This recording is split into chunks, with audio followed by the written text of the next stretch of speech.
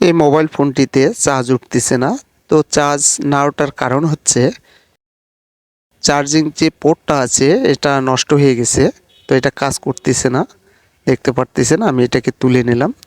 তো এবার এটাকে ভালোভাবে সোল্ডারিং করে নিতে হবে।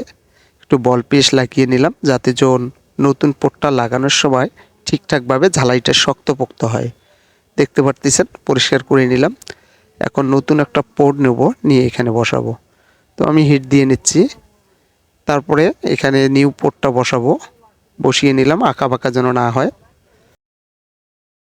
এই যে দেখতে পারতেছেন, একটু ঠান্ডা করার পরে ওয়াশ করে নিতে হবে। তো ওয়াশ করে নিলাম। তো এখন আমি চেক করব চার্জ ঠিকঠাকভাবে লাগলো কি না। চার্জিং পোর্টটা দেখতে পারতেছেন, আমি ব্যাটারি দিয়ে একবারে সরাসরি চেক করব। চার্জারটা লাগালাম, চার্জ উঠতেছে, দেখতে পারতেছেন চার্জ উঠতেছে, কাজটা হয়ে গেছে একদম ওকে।